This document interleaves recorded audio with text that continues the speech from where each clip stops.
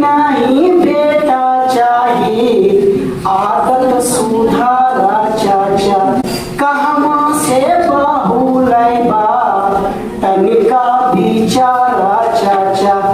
कहवा से बहू लैबा तनिका बिचारा चाचा। बेटी नहीं बेटा चाहिए आदत सुधारा चाचा। बेटी नहीं बेटा चाहिए आदत सुधारा चाचा। का होइल बेटी चाचा अभी ना बुझाई हो। क्या होइल बेटी चाचा अभी ना बुझाई हो। दुखवा में सबसे पहले बेटिए नु आई हो। का होइल बेटी चाचा अभी ना बुझाई हो। दुखवा में सबसे पहले बेटिए नु आई हो। बेटी नहीं बेटा चाहिए आदत सुधारा चाचा। बेटी नहीं बेटा चाहिए आदत सुधारा चाचा।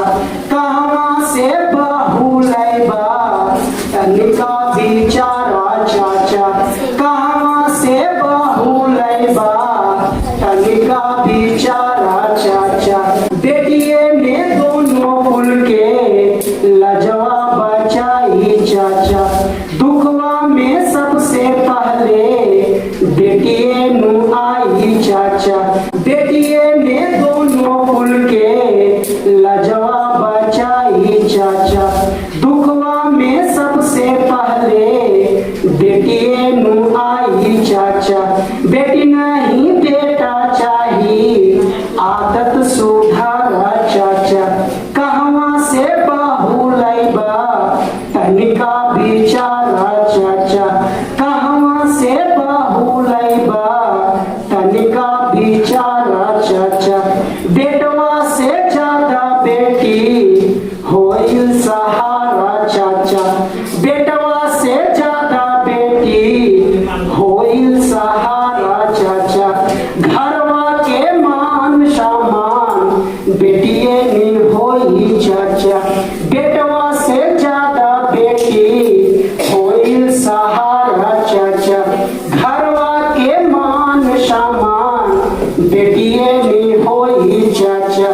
बेटी नहीं बेटा चाहिए आदत सुधारा चाचा। कहवा से बहू लैबा तनिका बिचारा चाचा। घरवा के खुशियाँ बेटिए नु होई चाचा। घरवा के खुशियाँ बेटिए नी होई चाचा। घरवा के लक्ष्मी बेटिए नी होई चाचा।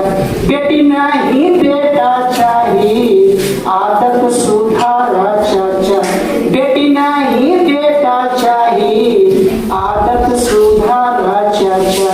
कहवा से बहू लैबा तनिका बिचारा चाचा। कहवा से बहू लैबा तनिका बिचारा चाचा।